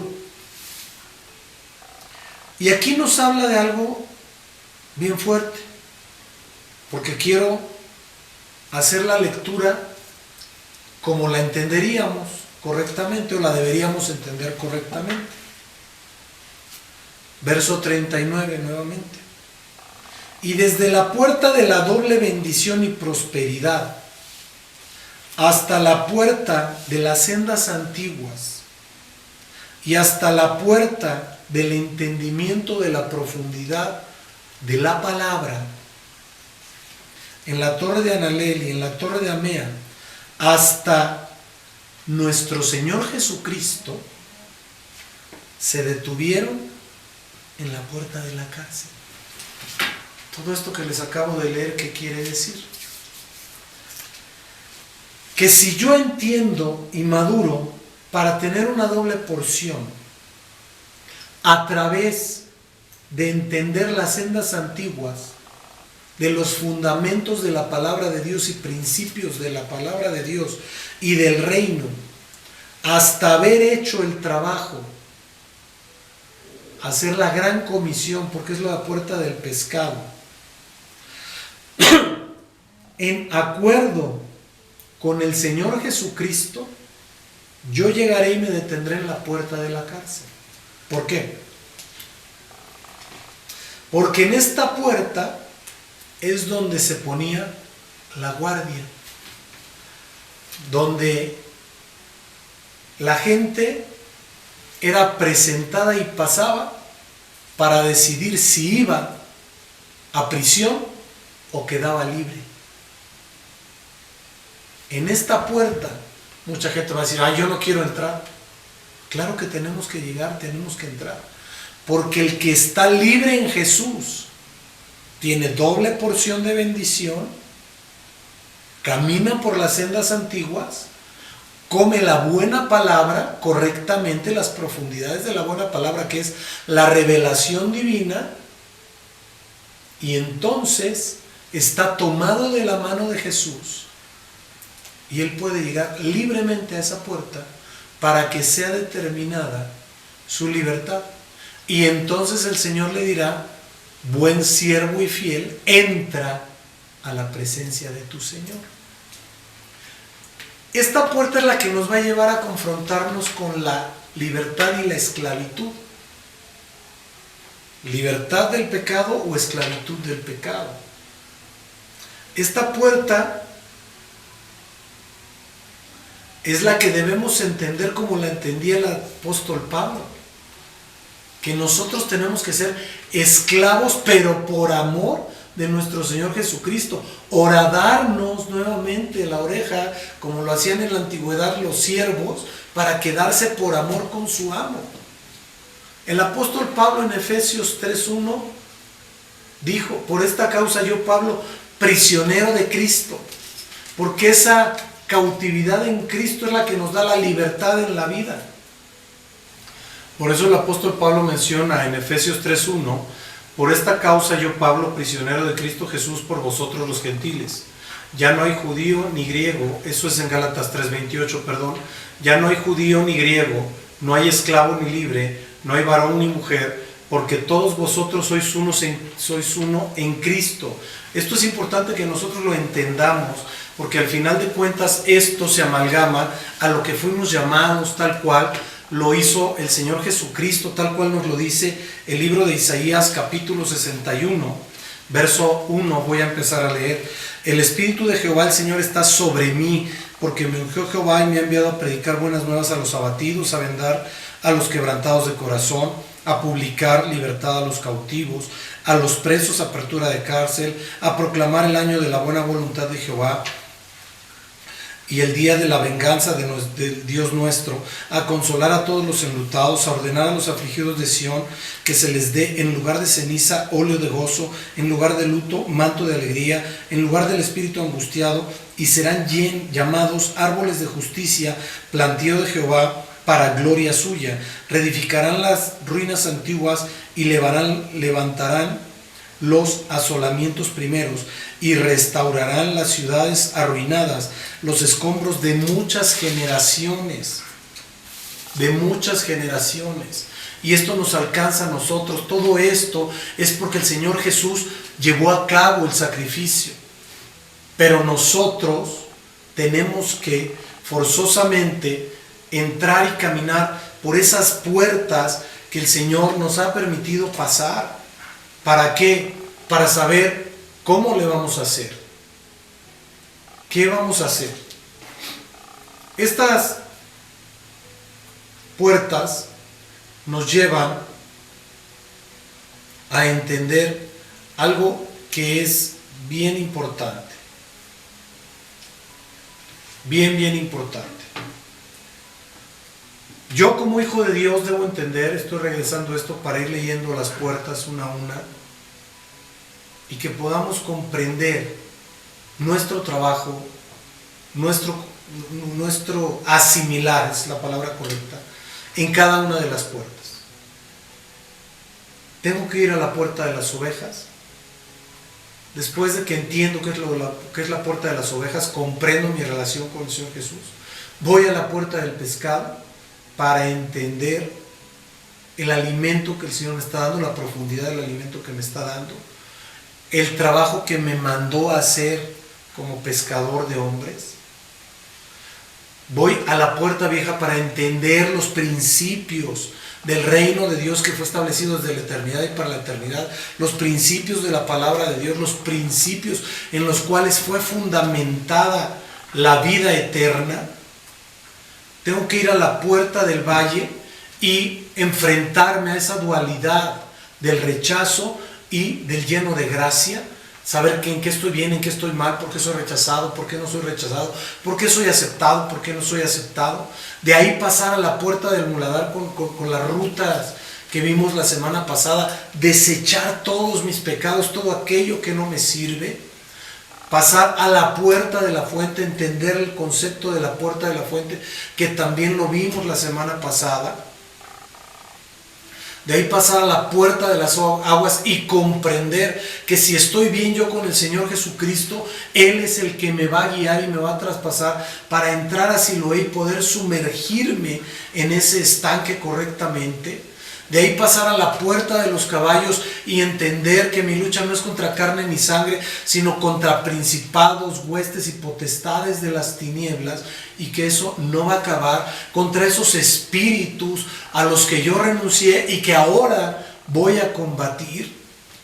Asimismo, entender que esa puerta oriental tiene que ser mi meta espiritual para poder accesar junto con el Señor Jesucristo cuando Él entre a sentarse en el trono de su gloria en el templo, porque ahí es su lugar, su casa. Tengo que entenderlo bien esto. Tengo que comprender también perfectamente la puerta del juicio para saber cómo estoy, corregir lo que tengo que corregir, hacer lo que tengo que hacer y dejar de hacer lo que no debo hacer. Pasar a la puerta de Efraín para poder tener esa madurez, ese entendimiento, esa sensatez necesaria para ser doblemente bendecido. Y terminar en la puerta de la cárcel con el Señor Jesucristo y que nos pueda decir o que me pueda decir: pasa al gozo de tu Señor, buen siervo y fiel. Les voy a pedir que vayamos a Nehemías 6:15, que dice lo siguiente: fue terminado pues el muro el 25 del mes de Elul. Este mes está entre agosto y septiembre, en 52 días. Oiga, pero de aquí a esas fechas son más de 100 días, correcto. La ruta aquí a seguir, o la instrucción es que en los 52 días que vienen, contados a partir de mañana, y aquí sí nos habla de días, no de noches, como en el recorrido que hizo el profeta Nehemías. En esos 52 días tienen que estar ya bien estable el muro a través de nuestra obediencia, y tienen que estar reedificadas todas nuestras puertas con sus cerrojos, con sus cerraduras, las que llevan cerradura. Me dirán ustedes: ¿cómo paso a la puerta del oriente si hoy está cerrada? Es espiritual y lo tenemos que ver a los ojos de Nehemías para poder entender todo el concepto. Todo el concepto. Y habiendo hecho esto, seguir avanzando y caminando para hacer la obra a la que el Señor Jesús nos mandó: ir y hacer discípulos a todas las naciones. El que creyere y fuere bautizado será salvo, mas el que no creyere será condenado. Y prepararnos para el mover espiritual que está por venir, para el mover profético, apostólico que está por venir, porque el sustento real para entrar al 5781, en donde verdaderamente va a iniciar ese mover evangelístico y esas cosechas grandes, fuertes y poderosas que Dios ha prometido, es este tiempo. Es este tiempo que estamos viviendo. Y poder llegar espiritualmente a las fiestas que Dios nos ha mandado y que Dios nos ha marcado de la mejor manera, en la mejor forma, en la mejor situación, para que todo lo que Dios quiere y necesita de nuestra vida sea cumplido. Y con ello, nosotros, nuestras familias, podamos ser grandemente bendecidos. Déjame orar por ti. Padre Santo, en el nombre de Jesús, vengo orando, Señor, en esta tarde, pidiéndote que tu amor, tu favor, tu misericordia y tu poder nos guíen en buen camino, Señor, a través de tu santa ciudad, a través de cada puerta, Señor, para entender y comprender lo que tú deseas que comprendamos. Déjanos caminar cada una de ellas, Señor, entenderlas, asimilarlas y vivirlas espiritualmente. Déjanos, Señor, estar junto a ti todo el tiempo, ingresar a los estanques que tengamos que ingresar, Señor, a las fuentes que tengamos que ingresar, para que todo sea para honra, gloria y bendición de tu santo nombre. Yo te suplico, Rey de la Gloria, que bendigas a cada persona, Señor, que está frente a mí, a través de esta grabación. Porque yo vengo profetizando, Señor, que cada puerta, Señor, será una señal. Pero sobre todo, mi Dios, que el muro que tú vas a poner alrededor de sus vidas será tan palpable y tan vigente que lo empezarán a ver, a entender y a vivir de una manera distinta, de una manera diferente. Que asimismo, Señor, en cada puerta entenderán y comprenderán lo que tú deseas, lo que tú anhelas, lo que tú hablaste en tu palabra a través del profeta Nehemías, Señor, para poder llegar, Señor, a la víspera del año nuevo, 5781, Señor, en Elul, para que todo se haga correctamente, que podamos ir, Señor, y celebrar tus fiestas de una manera correcta y adecuada, que aunque sé que tú las cumpliste, la gran mayoría de ellas, de mucho nos ayuda, en mucho nos bendice, cumplir con cada una de ellas, Señor. Yo bendigo a cada persona, Señor, a cada familia, y profetizo que lo mejor de sus vidas está por venir.